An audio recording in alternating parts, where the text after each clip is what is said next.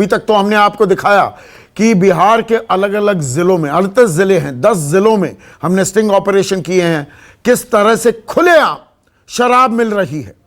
छपरा में, उजाले में, भरी दोपहरी में किस तरह से शराब उपलब्ध कराई जा रही है। सीवान में तो कलेक्टरेट के सामने जहां डीएम एसपी बैठते हैं वहां पर डिलीवरी बॉय आता है और शराब दे जाता है। हमारे रिपोर्टर को उन्होंने शराब तो नहीं ली, बहाना बनाकर वापस भेज दिया, लेकिन हमारा मकसद है शराबबंदी के काले सच को आपके सामने लाएं हम। और दरभंगा में तो ढाबा मैं खाना बन गया, मतलब बार की तरह है। आप पैक भी ले सकते हैं, अद्धा भी ले सकते हैं, पौवा भी ले सकते हैं, जो आप चाहें वो आप कर सकते हैं। हमने पुलिस और शराब माफियाओं के बीच की सेटिंग भी आपके सामने उसकी पोल खोली। लेकिन पटना की बात करते हैं अब, जहां पर इस वक्त प्रदेश के मुख्यमंत्री विधानसभा में मौजूद हैं। पटना में भी मय की मंडी सजती है या नहीं, यह जानना जरूरी है, क्योंकि बिहार की राजधानी है। और हमारे मन में यह सवाल था कि बिहार के दूर दराज इलाकों में तो चलिए शराबबंदी की अर्थी उठ रही है, लेकिन पटना में तो सख्ती होगी, शराबबंदी प्रॉपरली लागू हो रही होगी। पुलिस के मुखिया यहां रहते हैं, एक सिंगल, मुख्यमंत्री का आवास है, मंत्री रहते हैं, विधायक रहते हैं। यहां शराबबंदी का सच जानने के लिए हमने पटना में भी ऑपरेशन साइलेंट को अंजाम दिया। लेकिन हम उस वक्त सन रह गए जब शराब तस्कर ने डिमांड पर सचिवालय के पास ही शराब की बोतल पहुंचा दी। सचिवालय के पास देखिए, आप भी भौचक्के रह जाएंगे।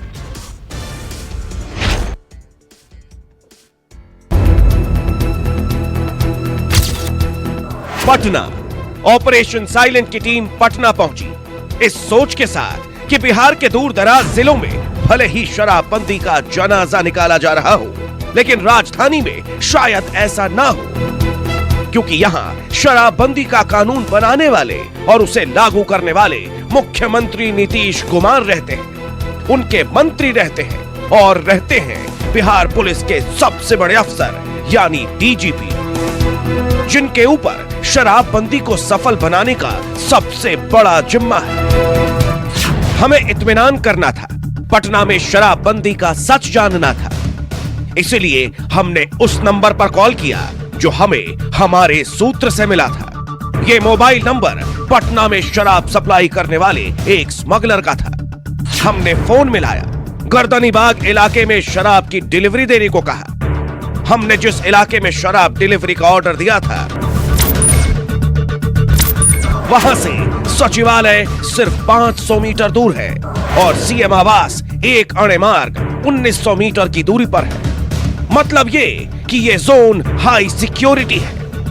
बावजूद इसके चंद मिनटों में बेखौफ कैरियर बाइक पर सवार होकर हेलमेट से चेहरा छिपाकर तय समय और तय जगह पर पहुंच गया, शराब की बोतल से लैस होकर। बाइक रुकी भी नहीं थी कि राइडर सीधे पॉइंट पर पहुंचा और डील शुरू कर दी। तो ठीक रहेगा। कितना? 250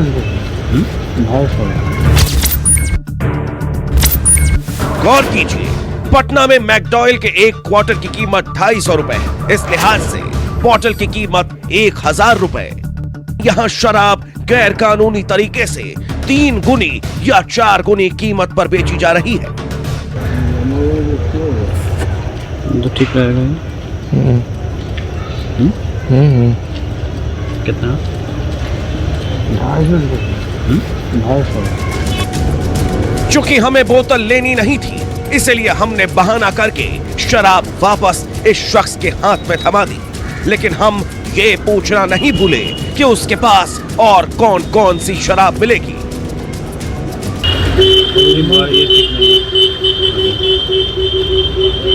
और जगह मिलेगा? अभी तो फिलहाल नहीं है, अभी चाहिए क्योंकि पता करना। कौन कौन सा है? हाँ, वही ब्लेंडर है भैया। ब्लेंडर है, मिक्स नहीं होगा, आपको फुल मिलेगा उसमें। पटना में ऑपरेशन साइलेंट यहीं नहीं रुका। हमने एक और शराब सप्लायर को फोन मिलाया। कौन? हम बोल रहे हैं बिगड़ापुर से। कहाँ से? हेलो, बिगड़ापुर से ही बोल रहे हैं। एक नंबर मिला था आपका। हाँ बोलिए। एक बोतल चाहिए था एक। मिल जाएगा। कौन सा अभी रखे हैं? Number 1 RS blender signature barrel select. सुना आपने, उसने कहा सब मिल जाएगा, हर ब्रांड, हर बोतल, जहां चाहो वहां, जैसे चाहो वैसे। सप्लायर ने फोन पर बेखौफ होकर पटना में शराब का रेट कार्ड भी जारी कर दिया। सिग्नेचर चाहिए था, कितना पड़ेगा? 1700। ब्लेंडर तो उस दोनों का रेट एक है। RS का पड़ेगा आपको 1300, बैरल सिलेक्ट का पड़ेगा 1500, नंबर 1 का पड़ेगा 1000। आप ज्यादा में लेंगे तो? क्या ज्यादा? शादी है तो उसमें हमको 7-8 को चाहिए। 7-8 को चाहिए तो उसमें अभी भैया रेट अभी जानते हैं, मैंने कि अभी महंगा कर दिया है। वहीं से जो माल देता है ना, हाँ, वहीं से महंगा कर दिया है। तो बोलने का मौका नहीं देते भैया, हम कर देते। ठीक है। न्यूज 24 ने कहा कि शादी है, ज्यादा बोतलें चाहिए। उधर से जवाब आया, जितना चाहिए उतना मिलेगा, पैसा फेंकिए, तमाशा देखिए। ये बोतलें कहां और कैसे मिलेंगी इसका भी पता उसने फोन पर ही नोट करवा दिया। तो हमको 4 ठो चाहिए था ब्लेंडर, ठीक है। 4 चाहिए था स्कॉच।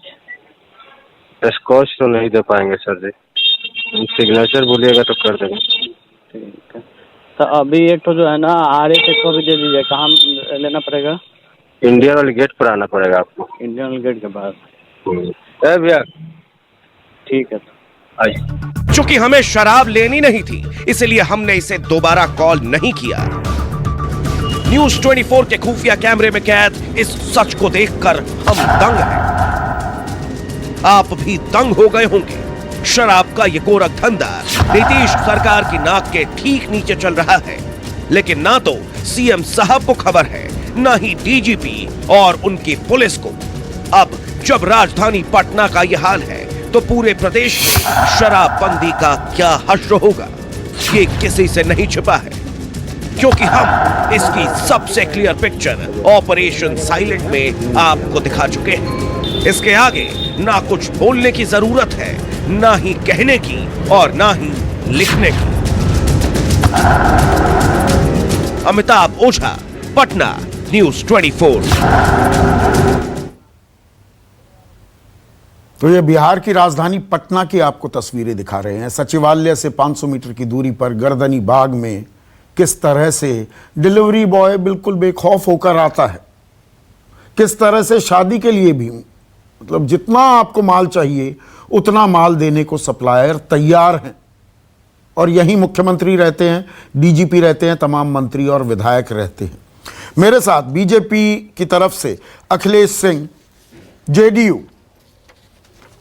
इन दोनों की ही सरकार चल रही है, शंभुनाथ सिन्हा, चितरंजन गगन प्रवक्ता हैं RJD के, और आनंद मेहताब कांग्रेस के प्रवक्ता भी इस चर्चा में जुड़े हुए हैं। और अमिताभ ओझा मेरे सहयोगी, 2 महीने लगाए पोल खोल करने में, 2000 किलोमीटर से ज़्यादा का सफ़र किया, वो भी हैं मेरे साथ। लेकिन शंभुनाथ सिन्हा, मुख्यमंत्री नीतीश कुमार कह रहे हैं सख्त कार्रवाई करेंगे, DGP को आदेश दे दिए, पर यहाँ तो दिए तले अंधेरा हो रहा है। पटना में ही धड़ल्ले से खुलेआम शराब बेची जा रही है। नहीं, मैं सर्वप्रथम आपको बधाई देता हूं कि आपने एक ऑपरेशन चलाया, मगर बड़ा ही दुख के साथ मैं यह भी आपके चैनल पे कहना चाहता हूं कि इन अपराधियों को इस तरह से महिमा मंडित किया जा रहा है जैसे लगता है कि इनका मौलिक अधिकार है।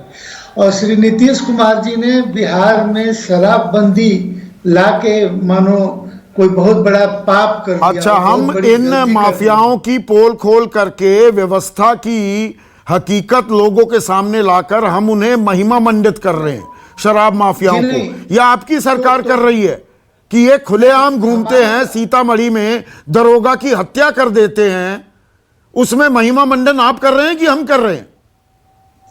नहीं, जो भी अपराध हो रहे हैं, या आपने यह तो नहीं दिखाया अपने चैनल पे कि हाल में एक पूरा गोडाउन सील किया गया शराब का और सरकार ने उस पर कार्रवाई की, हरियाणा से उसके जो अभियुक्त हैं उसको पकड़ के लाया गया। आप अभी जुड़े हैं, कभी नहीं दिखाया कि पूरा बाकायदा हम सब कुछ बताते हैं। अजीत सिंह खलीला नाम है उसका, उसकी गिरफ्तारी हुई। पुष्पेंद्र सिंह धारीवाल पर इक्का दुक्का से काम चल जाएगा? 50,000 करोड़ का यह अवैध कारोबार बन गया है। नहीं, आप पिछले 4 साल में 2 लाख लोग गिरफ्तार हुए हैं। इस सजा कितनों को मिली? सजा कितनों को मिली? 443। कितने बड़े अधिकारी बर्खास्त हुए? खाकी और खादी का संरक्षण किसके ऊपर गाज गिरी? कभी नहीं। खाकी की भी जहां तक बात है तो मैंने आपको कहा कि हाल के दिनों में थाना सस्पेंड किया गया, और मैंने आपको 242 पुलिस कर्मियों पर भी इस संबंध में कार्रवाई की गई, जिसमें 80 पुलिस कर्मियों को सजा हुई। पर किसी को खौफ नहीं है, कई लोगों को किसी को खौफ नहीं है। सीवान में कलेक्ट्रेट के सामने डिलीवरी होती है। अमिताभ ओझा ने ये स्टिंग किया, सीवान में कलेक्ट्रेट के सामने, दरभंगा में ढाबों में बार चल रहे हैं, छपरा में भरी दोपहरी में, और पटना में जहां आप बैठे हैं शंभू जी, वहां पर सचिवालय से 500 मीटर की दूरी पर डिलीवरी कर रहे हैं। बिल्कुल मैं मान रहा हूं, आपकी बात नकार नहीं रहा हूं, लेकिन मैं यह भी कह रहा हूं कि सरकार के स्तर से जितना संभव हो सकता है इन अपराधियों पर नकेल कसने का प्रयास किया जा रहा है। मगर कुछ जो लोग हैं वो मानसिक अपराधी हैं, या मैं यह भी कह सकता हूं कि इस तरह के कुछ प्रायोजित अपराधी हैं, उनको पकड़ने में उनको जो राजनीतिक कुछ संरक्षण भी मिला हुआ है, इसमें कहीं दो मत नहीं है। लेकिन जब ये संरक्षण कौन दे रहा है? विपक्ष दे रहा है कि सत्ताधारी दल दे रहे हैं? आपके लोग दे रहे हैं? राजनीतिक संरक्षण है। किसका? इसमें सरकार की कोई भूमिका नहीं होती है। सरकार निष्पक्ष तरीके से यह कार्रवाई कर रही है, और निश्चित रूप से धीरे धीरे स्थिति में सुधार हुआ है, और आगे और भी सुधार होगा। अच्छा, स्थिति सुधर रही है, आप कुछ कहना चाह रहे हैं? आनंद माधव, एक सेकंड शंभू जी। घटनाओं से यह नहीं कहा जा सकता है कि सरकार ने जो यह कदम उठाया है वह गलत है। अगर ये जो हम ये नहीं कह रहे, हम नीति पर सवाल ही नहीं उठा रहे, उसके कार्यान्वयन पर सवाल है। बोलिए आनंद, एक मिनट। शंभू जी, आपकी बारी पूरी हो गई। और हर तरह का जो संभव प्रयास सरकार कर सकती है। आनंद, आप बोलिए। और दिन पर दिन जो बदलाव इसमें लाए जा सकते हैं कार्रवाई के लिए, वो सरकार कर रही है। जी, मैं ये कह रहा था कि शराबबंदी के और भी पहलू हैं जिस पे ध्यान देने की आवश्यकता है। पहला तो ये है कि जैसा कि आपने बताया कि 3,06,000 से ज़्यादा लोग गिरफ्तार हुए हैं, और सज़ा आप मात्र 0.179% लोगों को ही दे पाए हैं, यानी 550 लोगों को आपने कन्विक्ट किया है। तो अब बाकी जो 3 लाख लोग जेल में बंद हैं, 3 लाख से अधिक लोग, ये कौन हैं? ये दलित और महादलित परिवार के लोग हैं, कि किसी वाइट कॉलर को तो आप गिरफ्तार कर नहीं सकते, वो क्योंकि वो तो लिप्त है इसमें। और पहले ही मैंने कहा कि जब व्यवस्था की भागीदारिता जहाँ रहती है वहाँ मुश्किल हो गया है। और नहीं, अब आप अपना राजनीतिक कार्ड खेलने लगे। जो गिरफ्तार हुए हैं वो भी शराब का सेवन कर रहे थे, वहाँ गैर कानूनी है। मैं राजनीतिक नहीं, बिल्कुल सही कह रहा हूँ मैं। एक मिनट, हमारी बात आप कृपया सुन लें। बड़ी मछली हमारी बात कर रहे थे आप। अरे आप हमारी बात कृपया सुन लें। जो किया जाए तो उसको जातीय चश्मे से सिर्फ एक मिनट, मैं वही कह रहा था कि जो भागीदारिता जिसकी है, जिसके बारे में शंभूनाथ जी भी नहीं कहा, आप उनको गिरफ्तार करने की आवश्यकता है ना।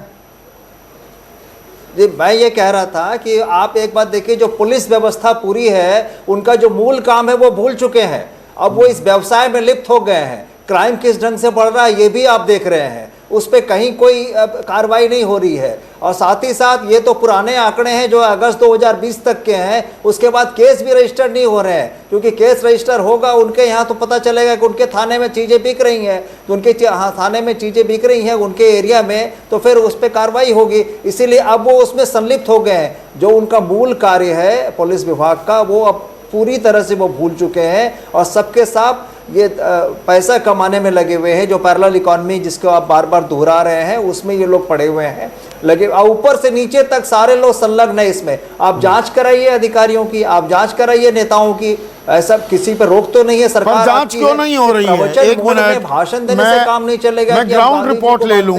गांधी जी को सब मानते हैं। हाँ ठीक है, अमिताभ ओझा, कार्रवाई हो क्यों नहीं रही है? ऐसे बेलगाम, बेखौफ, बेधड़क होकर ये शराब माफिया कैसे काम कर रहा है? और आपने तो राजधानी पटना की भी पोल खोली है।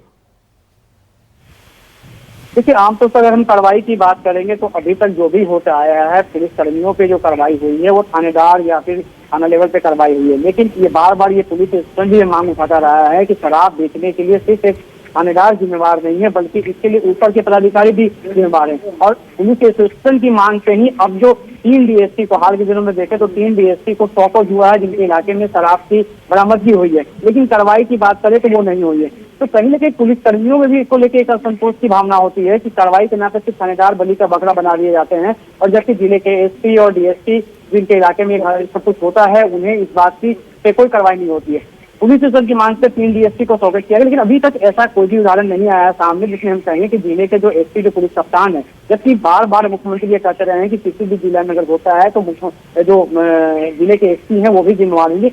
एसपी के खिलाफ कार्रवाई की बात अभी तक नहीं आ पाई है। एक भी ऐसा कोई ना कोई घटना आया है? अगर ये कहा जाए अमिताभ कि सब जानकर अनजान बने हुए हैं, मालूम सबको है पर सब अनजान बने हुए,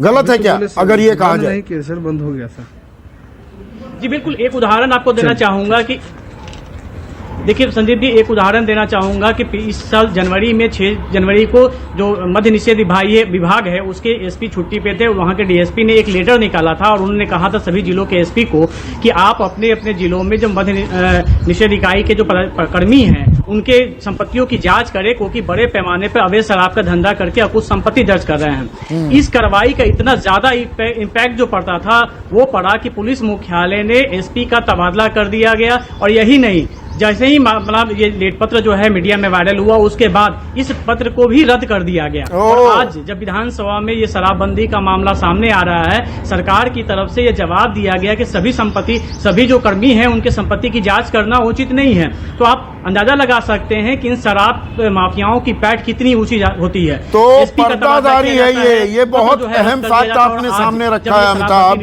एक छोटा सा ब्रेक ले रहा हूं, ब्रेक के बाद अखिलेश सिंह आपसे ये सवाल होने वाला है, ये पर्दादारी हो रही है क्या? क्यों ना संपत्ति का ब्यौरा पता लगे। अगर माल काट रहे हैं वहां पर अधिकारी, उनका ब्यौरा अगर लिया जाता है, वो चिट्ठी वापस क्यों ले ली जाती है? नमस्कार, मैं हूं मानक गुप्ता। अगर आपको हमारा ये वीडियो पसंद आया हो तो इसे लाइक और शेयर जरूर करें, और हां, हमें सब्सक्राइब और फॉलो करना ना भूलें ताकि आप देश और दुनिया की कोई खबर मिस ना करें। तो जुड़े रहिए हमारे साथ और देखते रहिए News 24।